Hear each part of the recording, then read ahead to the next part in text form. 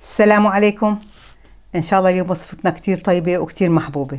اليوم بدنا نقدم الملوخية الورق، وإن شاء الله بشوفوا طريقة كتير سهلة وبسيطة، بتمنى تعجبكم. هلأ إن شاء الله بنحضرها سوا. بنبلش بسم الله. أنا في عندي هون ملوخية يابسة، ممكن كمان تستخدموا الملوخية الخضراء، كمان نعمل نفس الشيء، نغسلها وبنشفها وبندبلها هيك شوي، يعني تحت المروحة أو شيء، يعني إذا كانت هي مدبلة شوي بتطلع أطيب، وبنسوي نفس الخطوات، بس نحن هلا بدنا نستخدم اليابسة. في عندنا هون 200 جرام. هلا بدنا نقعهم، بحط عليهم مي، يعني مشان التنقيع ومشان نغسلهم كمان. هلا بخليهم هيك يتنقعوا. طبعا أنا حطيت مي من الحنفية. بدنا نبلش بتطبيق الوصفة. أنا حطيت طنجرة على النار، بدي أحط أنا هون شوية زيت، ممكن تحطوا سمنة، ممكن تحطوا زبدة كمان، بصير حسب انتو الدهن اللي بتحبوه. انا في عندي هون فخاد دجاج، انا بدي استعمل هاي القطعة الفوقانية، وانا بحب اخلط الفخاد مع الصدورة بناخد منها لحمة اكتر طبعا، مشان ناخد النكهة منهم. طبعا الزيت عندي حامي لازم يكون مشان ما تطلع ميته. انا هيك عندي، شايفين اخذ هذا اللون هيك الذهبي. هاي التحميصة كثير بتفرق معكم بالطعم. يعني هلا بطلعهم من الطنجرة، شايفين شلون؟ اهم شيء هذا محل الجلد يعني. وهذا طبعا بشيله هلا على جنب مشان نكفي فيه الطبخة. هلا بغمره بالمي، استنى حتى يغلي. انا غلت عندي هون المي، لازم هلا اشيل هاي الزفرة اللي على الوجه.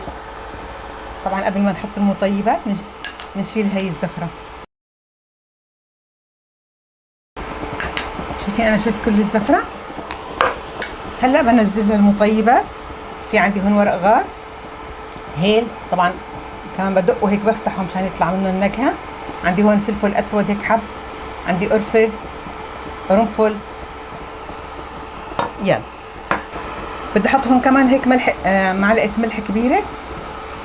هلا بوطي الغاز تحته، بغطيه وبستناه حتى يستوي. انا عندي هون بعد مرور نص الوقت بنزل الصدورة، لأن بتعرفوا الصدورة بياكل وقت أقل من اللحم اللي فيه عظم، أو ممكن تحطوها من البداية مع بعضهم، بس يستوي الصدورة بتشيلوها قبل هذيك اللحم اللي فيه عظم. هلا بغطيها وخلي تكمل استواء. أنا عندي هيك الفاروج استوى، لازم أطالعه. شلون بدنا نعرفه إنه استوى؟ طبعا نشوفه بالشوكة مثلا بيطلع هيك مع تستوى. يلا هلا بدي اصفيه من المرقه.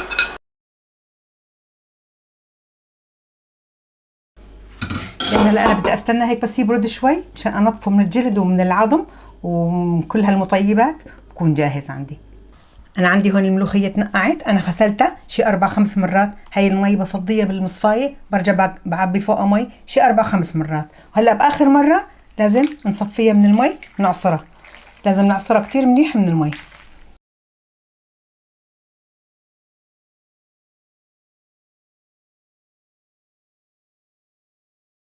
هلا ان شاء الله بدنا نطبق وصفتنا. هي الطنجره اللي استخدمتها بتقلية الفروش. طبعا انا بدي احط هون معلقه سمنه، او بتحبوا زيروا شوي زبده او زيت كمان بيصير. عندي هون معلقه ثوم كبيره مدقوقه، وهون معلقه كزبره يابسه كمان مدقوقه، مطحونه قصدي ناعمه. شموا الروايح ما شاء الله روعه. عندي هذا الملوخيه اللي غسلناها وجهزناها، لازم نقليها هون كتير منيح للملوخيه. انا صار لي هيك شي 10 دقائق عم احمصها للملوخيه. جد يعني بسر الملوخيه الطيبه بهي التحميصه، لازم نحمصها كتير منيح. شايفين على نار قويه طبعا، وايدنا يعني بنضل نحرك فيها مشان ما تعلق بارض الطنجره. شوفوا لازم تصير هيك الحبه محمصه. يلا هلا انا بدي انزل عليها المرقه. باخذ من هي مرقه الفروج اللي سلقناه، ونرجع بنصفيه، يعني احسن طبعا. هلا انا بغطيها وكل شوي بدي عيني عليها، يعني كل شوي بحركها، كل ما بتنشف ميتها برجع بعد بزيد لها من هي المي، مية الدجاج. واذا ما كفت هي المي بنحط مي عاديه كمان بصير، لحتى تستوي معنا الملوخيه. انا عندي هيك الملوخيه استوت، قديش وقت انا ما بقدر احدد لكم، طبعا حسب نوع الملوخيه، في ملوخيه قاسيه، في ملوخيه طريه، لازم نحن ندوقها طبعا، لازم تكون مستويه منيح. تمام، بس بدها شويه ملح. شفتوا بالبدايه ما حطينا كتير ملح، حطينا ملح بالمرقه، وعلى فكره ان المرقه حطيتها كلياتها. يلا هلا بدي انزل الفروج، بس هيك يغلي كم غلوه مع الملوخيه مشان يتنكه.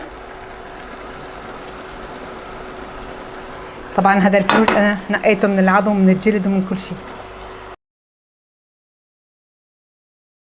انا بخلي بس يغلي هيك شغله 10 دقائق بكون صار عندي جاهز.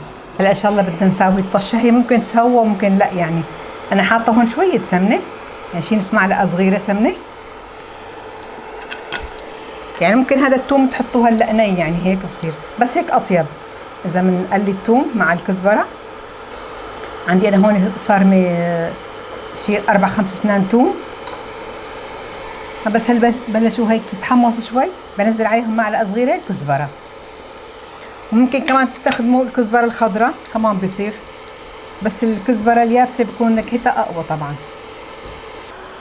ننزل هذا الطشه فوق الملوخيه، طبعا الريحه غير شكل. هيك صارت عندي جاهزه. هون بتذوقوا ملحه، بتظبطوا ملحه على الاخير. هلا طفيت انا تحتها. انا بهي المرحله بحب احط لها شويه ليمون. بتحبوا هلا، بتحبوا وقت الاكل، بس هلا هيك اذا حطيناها هلا هيك بتشرب بالحمض بصير اطيب. انا عاصره هيك شي ليمونتين. شايفين هيك صارت جاهزه عندي الملوخيه. هذا صحن ملوخيه صار جاهز، ولا اطيب من هيك، وريحته جد بتجنن. واذا بتحبوا تاكلوا جنبه رز كمان، تطبخوا جنبه رز كمان بيصير، او تغمسوه بالخبزه كمان بيصير. كله شو ما اكلتوه بيطلع.